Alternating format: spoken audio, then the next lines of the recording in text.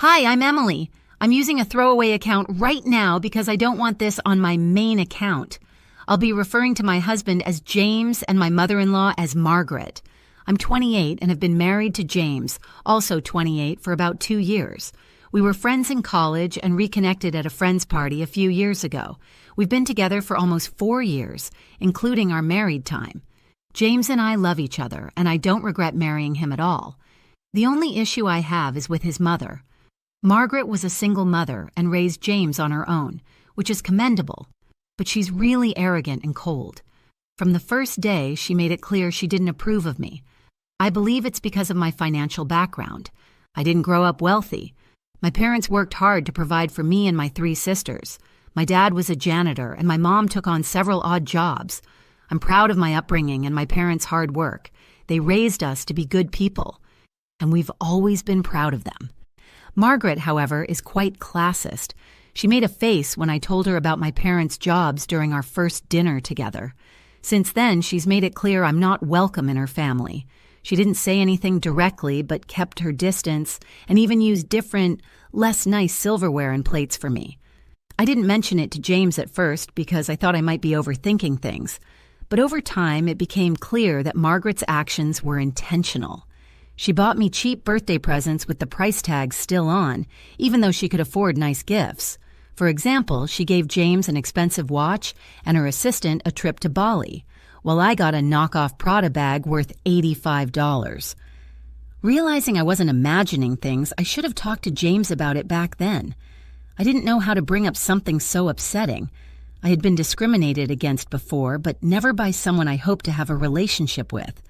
I actually admired Margaret before seeing this ugly side of her. I want to have my own business someday, and when James told me about his mother, I was impressed. My sisters and I are all finance majors. We went to college thanks to student loans and managed to get decent jobs. I work in marketing and advertising, but dream of building something of my own. I didn't want a bad relationship with my mother-in-law, which is why I stayed silent before James and I got married. I hoped Margaret would accept me eventually, but it didn't happen, and things became awkward. A few months after we got married, I finally told James that I didn't feel comfortable visiting his mother because she made me feel inferior. I felt it had something to do with my family's financial background and my dad's profession. James was understanding and said he'd talk to his mother to clear the air. He did, but it didn't help. Margaret denied everything and cried crocodile tears, claiming she had been nothing but warm to me. This only made me feel like she was trying to manipulate us. I told James I appreciated his efforts, but still didn't feel comfortable around her. We decided he would stay in touch with her, but I would avoid her until I felt ready to talk. He didn't cut her off, but distanced himself, and I knew she hated me for it. We met at family gatherings, but otherwise avoided each other, and that arrangement worked for a while. A few days ago, Margaret texted me around noon, inviting me to her 50th birthday party. She asked me to come a few hours early because she wanted to mend things. She admitted she'd been horrible to me in the past and wanted to make it up to me. I was thrilled and showed up early, thinking she was finally accepting me as family. However, as soon as I arrived, she told me to wait in the kitchen. Confused, I did as she asked. A little while later, she introduced me to the wait staff as her housemaid. I was shocked. This was a new low, even for her. She recorded the whole thing, laughing like it was the funniest prank. Everyone else was uncomfortable, and I was so humiliated that I started crying. I ran out of the house and drove home. I had told James I was visiting Margaret, but he was busy at work and hadn't read the text. He wasn't going to the party until it officially started. So I came back to an empty house and an empty inbox, feeling even more alone. I cried myself to sleep. When I woke up a few hours later, James was home, sitting beside me on the bed, furiously typing on his phone. When I asked why he wasn't at the party, James turned his phone towards me and showed me a video his mother had posted. It was the video she recorded, captioned as a prank that went wrong. She cut the video off right before I started crying, so it didn't look as bad, but she still posted it to humiliate me. I started crying again. James told me not to worry because he was trying to have it taken down. He assured me that he would do everything possible to make his mother regret this. She wasn't replying to his messages or picking up his calls because she was busy with the party. However, he knew she would call soon to ask why he wasn't there yet. When she did, he promised to teach her a lesson she'd never forget. About an hour after I woke up, his mother called him. I can't repeat exactly what he called her, but trust me, it was bad. He ended the call by promising to file a lawsuit against her for what she did to me. After he finished yelling at her, he apologized to me repeatedly for not doing enough about Margaret when I first told him I wasn't comfortable with her. I didn't blame him, honestly. When I first brought it up, I made it seem like it wasn't a big deal, so he didn't take it seriously. I never mentioned the other incidents that bothered me, and he's not the most attentive person. He never noticed anything on his own. I can't fault him for not cutting off his mother since he had no idea how horrible she could be.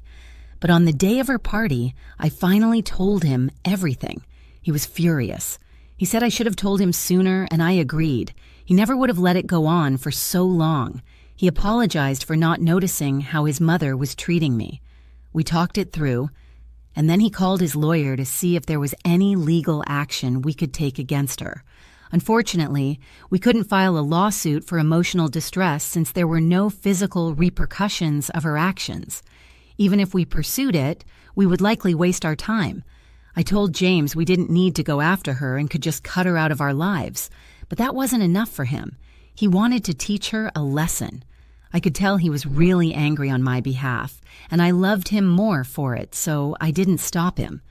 He didn't do anything that day. But the next morning, he told me he'd contacted his mother. He gave her 3 days to issue a public apology, not just to me, but also to my family, in video form. If she refused, he would ensure all her business associates knew how she'd been treating me, which would ruin her reputation and future as a female entrepreneur. This threat was serious because it could destroy her career. We're on the 2nd day now, and I don't feel good about this. It feels close to blackmail.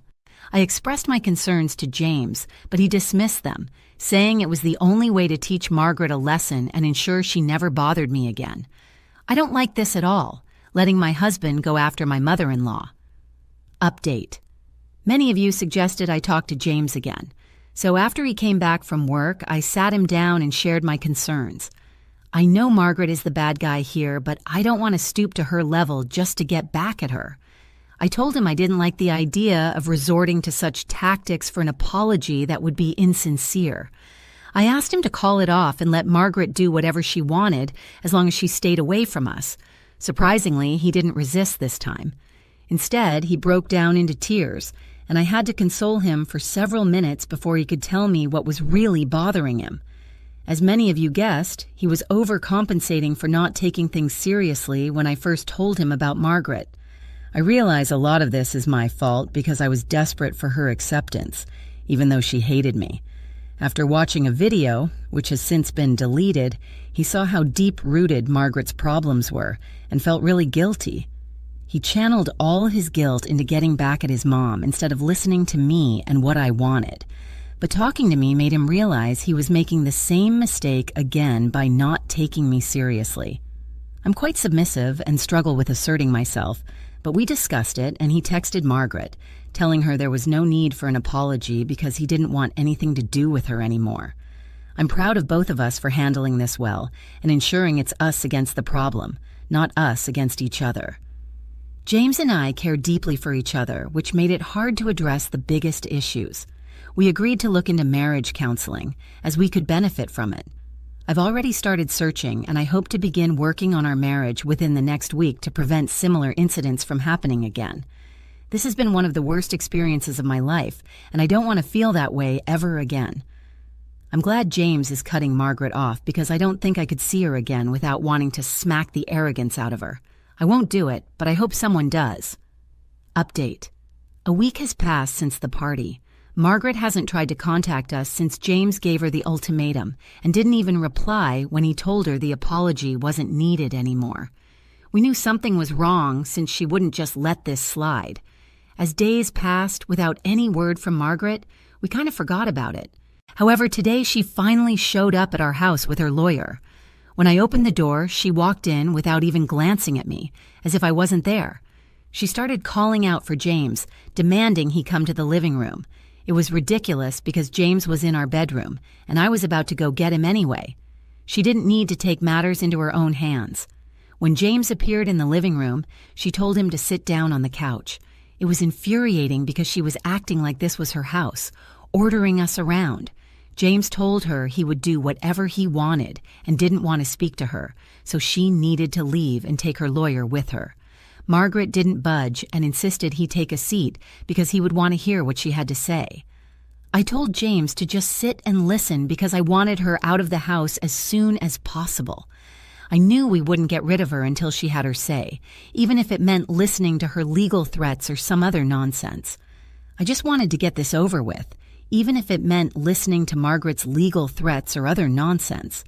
I was ready to hear her out so she could get the heck out. James took his place on the couch, and I sat beside him to show her who was boss around here. She could ignore me all she wanted, but this was our house, and she needed to know her place. Margaret still ignored me and told her lawyer to start reading the terms of a document she had prepared. Essentially, it stated that she wanted James to leave me. Otherwise, she would write him out of her will and give everything to other family members, her employees, and charity. The document included a list of properties and assets, probably to scare him into thinking about what he would lose by staying with me. James seemed unfazed. While the lawyer read through the list, he appeared bored, fiddling with the ring on my finger and not paying much attention. After the reading was complete, Margaret asked James if he had thought about what he would do. She warned that if he stayed with me, he could kiss his inheritance goodbye. Then the funniest thing happened. James stood up, walked towards his mother, and gave her a big hug. He said, "Goodbye, Mom." It was hilarious to see her face turn from triumphant to shocked, and I couldn't stop giggling.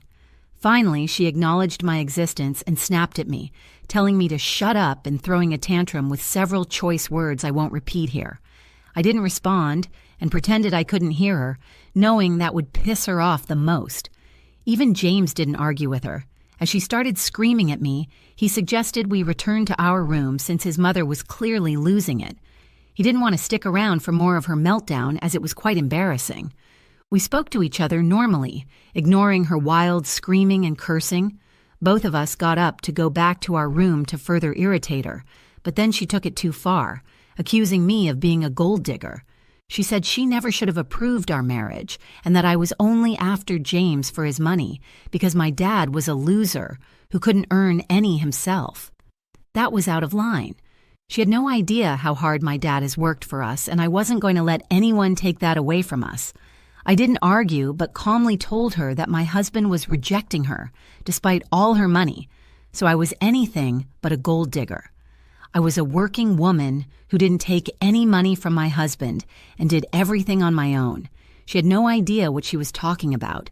Then I told her to get out of my house before I called the police to have her escorted out. She finally left, but her visit had left a bad taste in our mouths. It was an unpleasant visit, but we cleared the air on many things. She knows not to mess with us now, so hopefully she'll leave us alone. Update 3. Hey guys, I'm back because Margaret did something really nasty and low, and I can't believe she thought she could get away with it. It's been about 2 weeks since she visited us. Since we hadn't heard from her, James and I assumed this chapter was finally closed and we could resume our normal lives. Clearly, we were wrong. About an hour ago, I got a call from my parents. Margaret had paid them a visit, and it was not good. She barged into their house and insulted them, calling them terrible parents who raised a gold-digging and conniving B-word like me. She said a lot of other things about me, but that's not even what I'm most offended about. She told my mother that if she had spent more time at home actually raising us instead of running errands and trying to earn money, we might have turned out better. Of course, she insulted my dad's profession again, saying she never should have allowed her only son to marry into a family like ours. According to her, it was no surprise that, since my dad was used to cleaning up other people's trash, his own daughters were the filthiest. My parents were almost in tears as they recounted what she had said. I just couldn't hold back my anger. Even thinking about her yelling at my parents in their house makes my blood boil.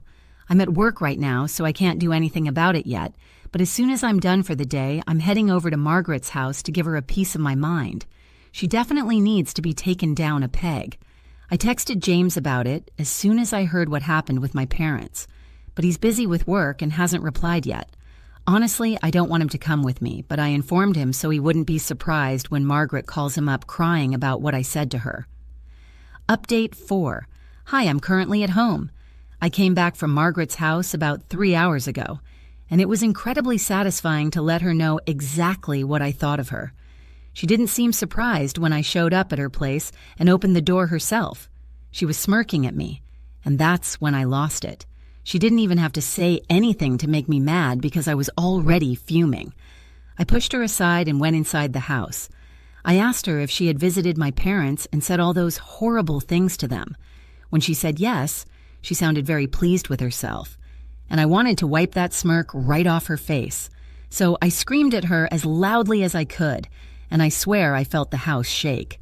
I demanded to know how she dared to insult my parents. She was so taken aback by the sheer volume of my voice that she stepped back.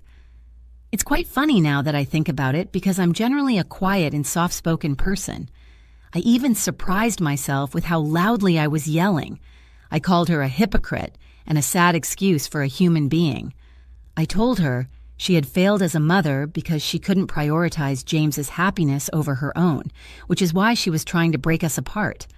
But that wasn't going to happen because James and I loved each other, something she clearly didn't understand. I went further, telling her I was glad her husband passed away when James was little, because he probably wouldn't have survived living with her. I said she was worse than whatever disease he had. That's when she started crying, but I didn't stop.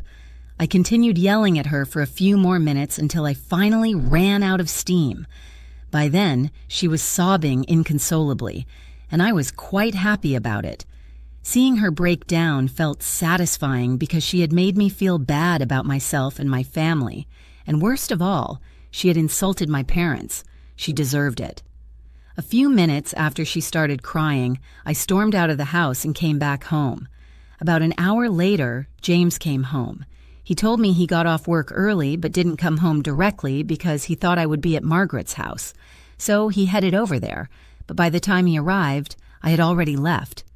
He found the door to his mother's house open and knew I had been there because Margaret was curled up on the couch, crying her heart out. I thought James would be mad at me for making his mother cry, especially since she rarely showed her emotions like that. But he told me he was proud of me for finally standing up for myself and not letting anyone walk over me.